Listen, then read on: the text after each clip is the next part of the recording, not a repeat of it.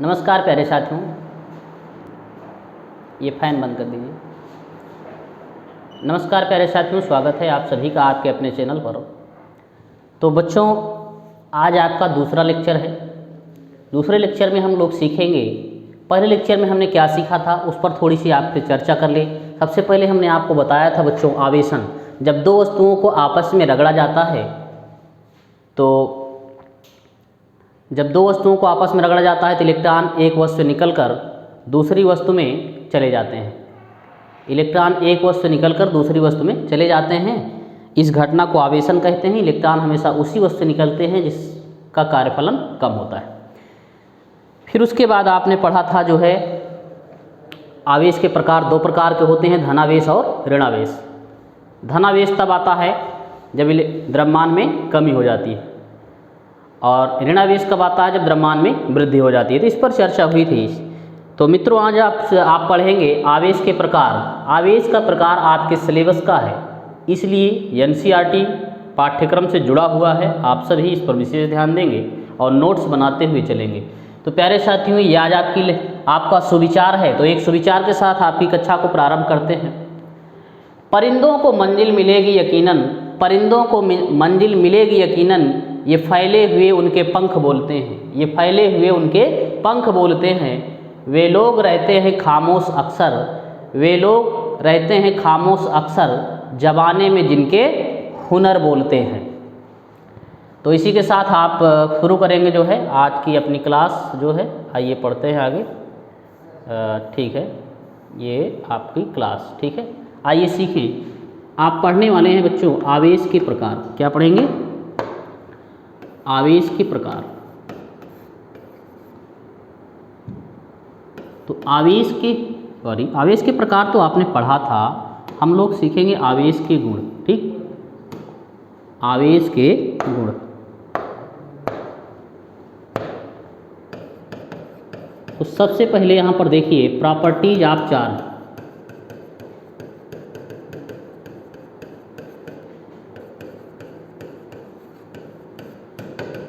इसको आप नोट्स बनाते चलेंगे बच्चों। जितने ज़्यादा आप मेहनत करोगे पढ़ाई में, जितना आप समय दोगे, उतना ज़्यादा आप निखरोगे, उतनी ज़्यादा आपके अंदर क्वालिटियाँ आएंगी।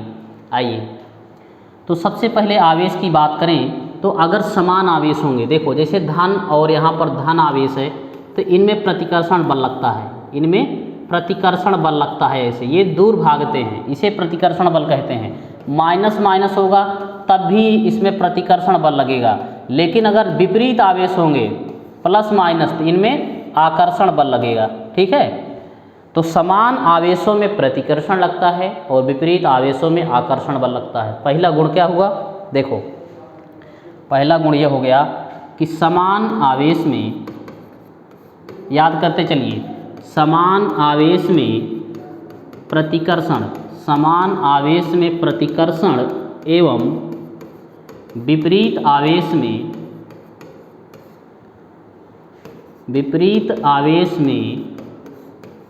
आकर्षण बल लगता है। कौन सा बल लगता है? आकर्षण बल लगता है। ये है। तो समान आवेशों में प्रतिकर्षण बल काम करता है और विपरीत आवेशों में आकर्षण बल काम करता है। ध्यान रखिए। दूसरा पॉइंट देखो,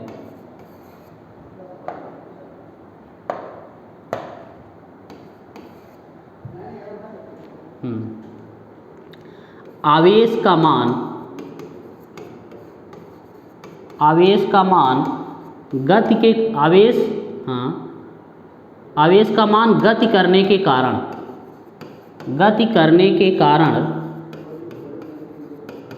परिवर्तित नहीं होता है। परिवर्तित नहीं होता है। देखो, हम ये बता रहे हैं, जैसे कोई आवेश है 10 कूलाम आवेश, 10 कूलाम आवेश जो है इसमें अगर चल रहा है, तो 10 कूलाम आवेश किसी तार में चल रहा है, तो चलने के कारण, गति करने के कारण इसके मान में परिवर्तन नहीं होगा। अगर 10 कूलाम आवेश यहाँ से चल रहा है तो जहाँ भी जाएगा ये 10 कूलाम आवेश ही होगा। ठीक है। तो प्यारे बच्चों आगे बढ़ा जाए, लिखते रहिए आप। देखिए अगला पॉइंट, आवेश को ना तो उत्पन्न किया जा सकता है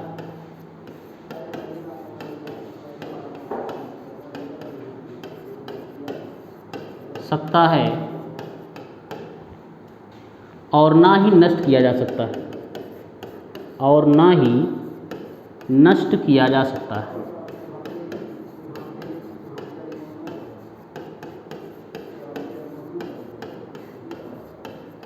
बल्कि क्या किया जा सकता है, बल्कि लिखते चलिए आप लोग, नोट्स बना कर पढ़ा करिए, बल्कि एक स्थान से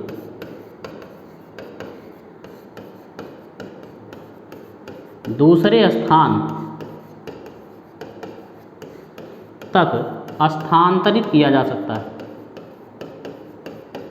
स्थानांतरित किया जा सकता है। ये सब याद करने वाली चीज़ें हैं, जनरल नॉलेज की चीज़ें हैं, इसको आपको याद करना ही पड़ेगा और जहाँ समझना रहेगा वहाँ आपको समझ में आ ही जाएगा। आइए, तो आवेश के बारे में हम लोग पढ़ रहे थे, ठीक है। आवेश को ना तो उत्पन्न किया जा सकता है और ना ही नष्ट किया जा सकता है, बल्कि एक स्थान से दूसरे स्थान पर भेजा जा सकता है, ठीक है। इसे आप याद रखेंगे। अगला पॉइंट, चौथा, बिना द्रव्यमान के आवेश नहीं हो सकता है। बिना द्रव्यमान के आवेश नहीं हो सकता है।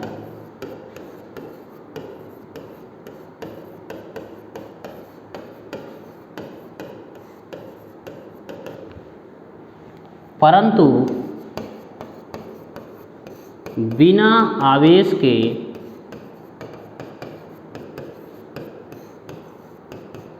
द्रव्यमान हो सकता है,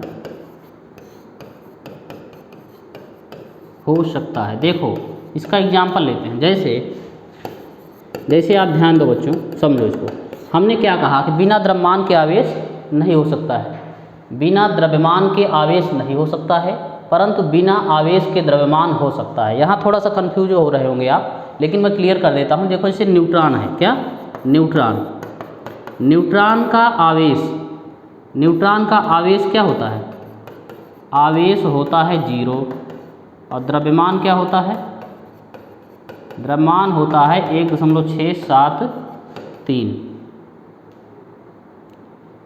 हाँ 1.67,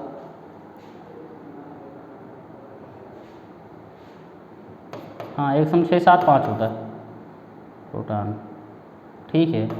-27 किलोग्राम, 1.67 ही लिखा करिए, ऐसे इसको हटा देते हैं। तो 1.67 × 10⁻27 किलोग्राम द्रव्यमान है। तो द्रव्यमान है लेकिन आवेश नहीं है, द्रव्यमान है लेकिन आवेश नहीं है। तो आवेश, देखो द्रव्यमान यहाँ क्या लिखा है, बिना द्रव्यमान के आवेश नहीं हो सकता, बिना द्रव्यमान के आवेश नहीं हो सकता, मतलब द्रव्यमान होगा ही। अगर ब्रह्मांड में कोई वस्तु है तो उसके अंदर तो वजन होगा, द्रव्यमान होगा, मास होगा, लेकिन यह जरूरी नहीं है कि उसमें आवेश भी हो। जैसे देखिए न्यूट्रॉन में द्रव्यमान है लेकिन आवेश नहीं है। तो द्रव्यमान बिना आवेश के हो सकता है, लेकिन द्रव्यमान यहाँ देखो लिखा है ना, द्रव्यमान बिना आवेश के नहीं हो सकता। अगर कहीं द्रव्यमान है, क्या लिखा है, द्रव्यमान के बिना द्रव्यमान के आवेश नहीं हो सकता है।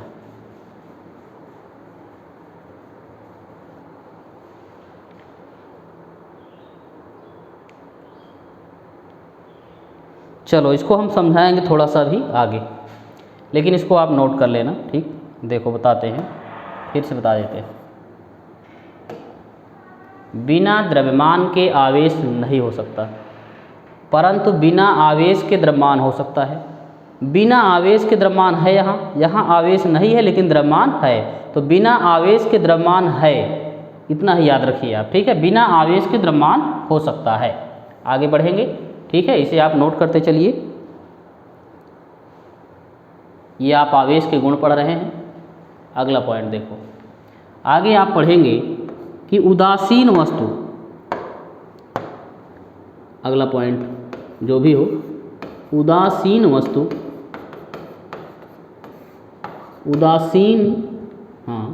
उदासीन वस्तु सदैव आवेशित वस्तु को, सदैव आवेशित वस्तु को अपनी ओर आकर्षित करती है, अपनी ओर आकर्षित करती है। थोड़ा सा इसको हम सीधा कर दें, उदासीन वस्तु, थोड़ा सा इसको हम सीधा कर दें, उल्टा लिख दिए।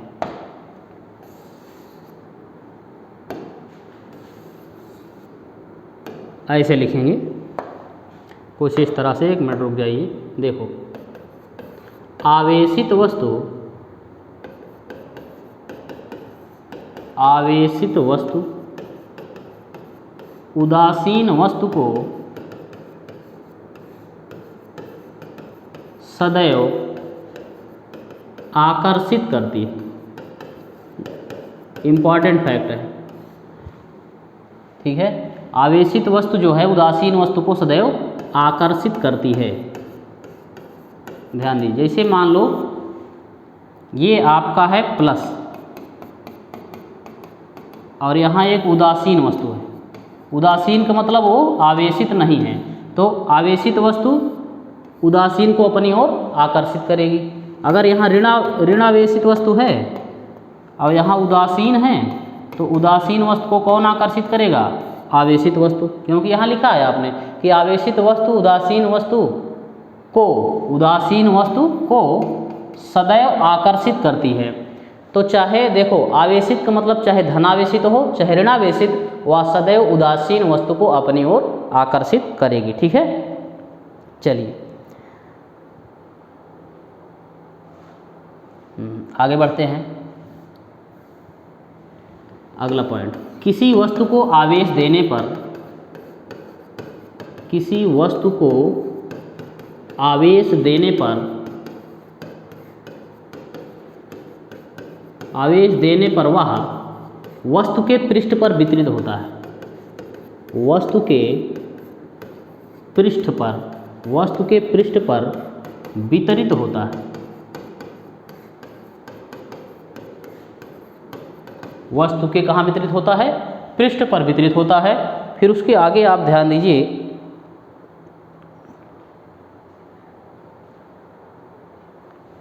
अब आवेश के कुछ मात्रक हम आपको बताएंगे। आवेश के मात्रक, आवेश के मात्रक आप पढ़ेंगे तो आवेश का मात्रक होता है एम्पीयर सेकेंड, एम्पीयर सेकेंड। देखो, आवेश का मात्रक होता है एम्पीयर, एम्पीयर सेकेंड। फिर कूलाम, कूलाम होता है। फिर होता है ESU, ESU का फुल फॉर्म होता है इलेक्ट्रो स्टैटिक यूनिट। देख लो, इलेक्ट्रोस्टैटिक यूनिट। फिर उसके बाद होता है EMU, EMU electro magnetic unit. फिर उसके बाद होता है फ्रैंकलिन। ठीक, इतने मात्रक हैं। आवेश के 5 मात्रक हमने आपको लिखाया। तो आवेश के कितने मात्रक हैं? 5 मात्रक हैं। एम्पीयर सेकेंड आपका, कूलाम, ESU इलेक्ट्रोस्टैटिक यूनिट, उसके बाद EMU इलेक्ट्रोमैग्नेटिक यूनिट है, फिर फ्रैंकलिन होता है। ठीक है, तो इस तरह से आप देख रहे हैं, इसे नोट भी करते चलें आप सभी जो है। आगे बढ़ते हैं। देखो, एक ESU बराबर होता है, एक ESU बराबर होता है 1/3 × 10⁻9। ठीक है, क्या होता है? 1/3 × 10⁻9 कूलाम। ठीक है, तो आपने पढ़ा कि एक ESU बराबर क्या होता है? 1/3 × 10⁻9 कूलाम। फिर एक मात्रक और होता है, फैराडे, ठीक है। एक मात्रक और होता है फैराडे, 6 मात्रक, फैराडे, फैराडे आप यहाँ लिख दे रहे हैं, फैराडे होता है, फैराडे, ठीक है।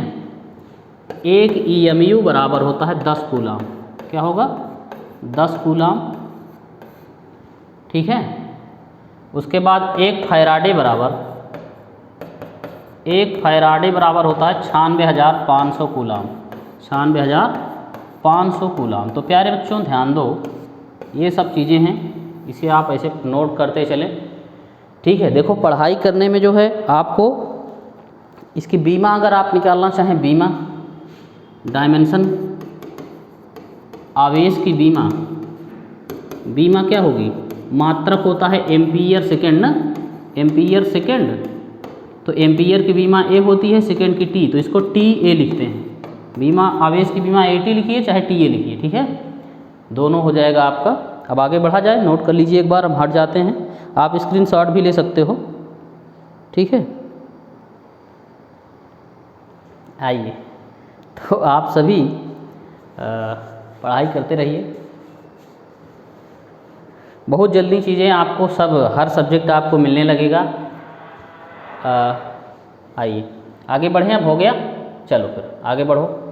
अब बच्चों हम लोग पढ़ेंगे मूल आवेश पढ़ेंगे, ठीक है। चलिए अभी टाइम अपने पास है, मूल आवेश पढ़ लिया जाए। मूल आवेश, फंडामेंटल चार्ज, फंडामेंटल चार्ज लिखते चलिए आप सभी जो है इसको।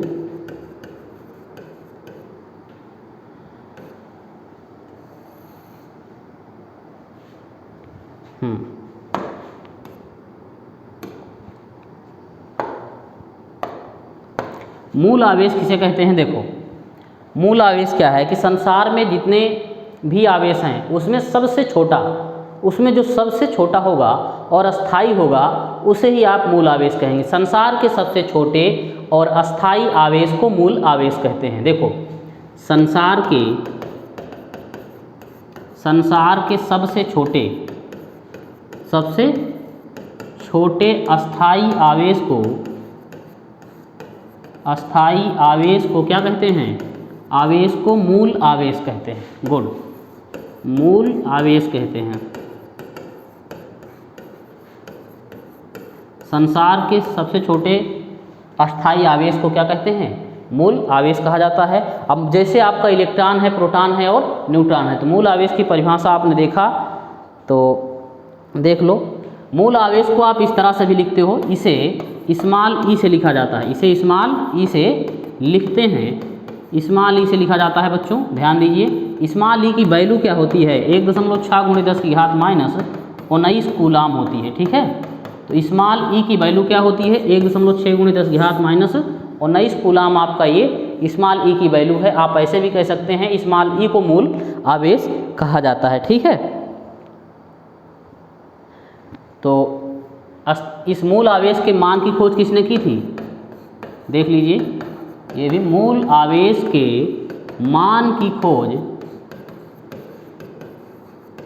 अमेरिका के वैज्ञानिक, अमेरिकन वैज्ञानिक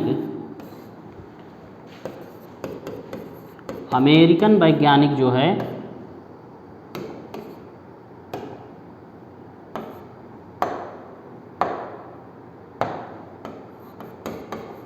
मिलिकन ने किया था। किसने किया था, डॉक्टर मिलिकन ने किया था। तो 1.6 × 10⁻⁻19 कूलाम होता है मूल आवेश का मान। इसकी खोज किसने की थी, अमेरिका के वैज्ञानिक डॉक्टर मिलिकन ने किया था। इसे हम सीख लिए, ठीक है। अब देखो बच्चों, जब भी आएगा, कहीं भी आ गया कि मूल आवेश के मान की खोज कब किसने की थी, तो आप मिलिकन को अब आप लगा करके आए।